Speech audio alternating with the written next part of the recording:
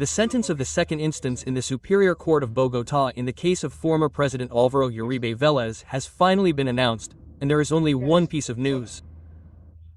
He has been acquitted of the two crimes for which he was convicted in the first instance by Judge Sandra Liliana Heredia: bribery of witnesses and procedural fraud. These two crimes were overturned in this reading of the ruling of the Superior Court of Bogotá by Dr. Manuel Antonio Merchan, who was also accompanied by magistrates Alexandra Osa and Leonor Oviedo. The court determined that former President Álvaro Uribe Vélez was acquitted of the crime of bribery in criminal proceedings in the case of bribery of witnesses, since the Attorney General's office did not prove that lawyer Diego Cadena and former President Álvaro Uribe Vélez had organized to try to buy statements. But the court also determined that not only was there no bribery in the criminal proceedings, but there was also no procedural fraud, as the prosecution tried unsuccessfully to demonstrate against former President Álvaro Uribe. Let us remember that this ruling by Judge Andra Heredia is a 1,114-page ruling seeking to convict former President Álvaro Uribe.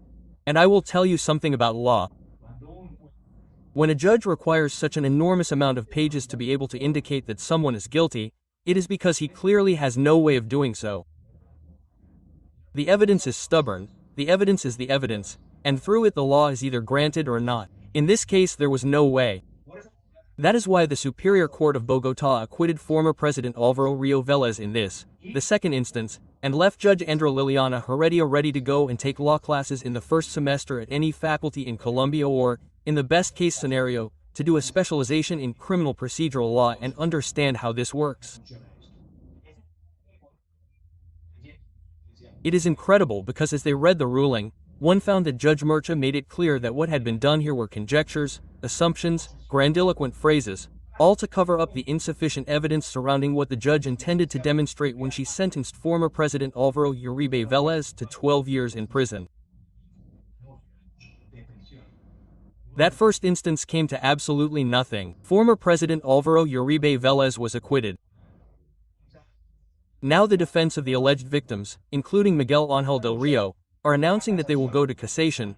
They will go to the Supreme Court of Justice in closing to decide whether the Judge Liliana Heredia or the Superior Court of Bogotá that has just acquitted former President Álvaro Uribe Vélez is right.